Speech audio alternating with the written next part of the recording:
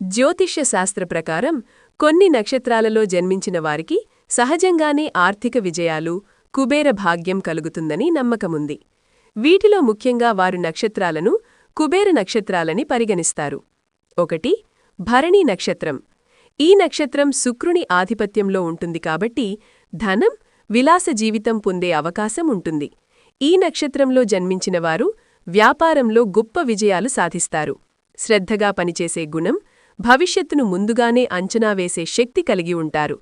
ఈ నక్షత్రంలో జన్మించేవారు business are fashion, film రంగాల్లో గొప్ప విజయాలు సాధిస్తారు. 2. మఖ. రాజసంబంధాలు కలిగిన నక్షత్రం.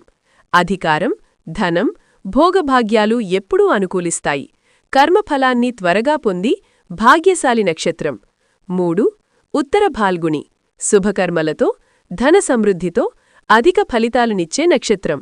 సంపదలు నిలబెట్టుకునే తెలివితేటలు ఉంటాయి. సహజంగానే నాయకత్వ లక్షణాలు ఉంటాయి. 4. స్వాతి.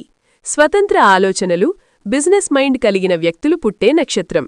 ధన, సంపద, ప్రపంచస్థాయిలో గుర్తింపు పొందే అవకాశం, వ్యాపారంలో, ఆర్థిక వ్యవహారాల్లో తెలివిగా వ్యవహరించే నక్షత్రం. 5. అనురాధ. సంపద, రాజయోగం, కీర్తి కలిగించే నక్షత్రం.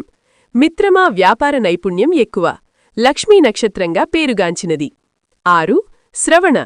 విద్య, సంపద, కీర్తి గౌరవించే నక్షత్రం. ధనకారకుడైన శ్రీమహావిష్ణువు ఆశీస్సులు పొందే అవకాశం, సంపదను సమర్థంగా పెంచే తెలివితేటలు కలిగినవారు జన్మిస్తారు.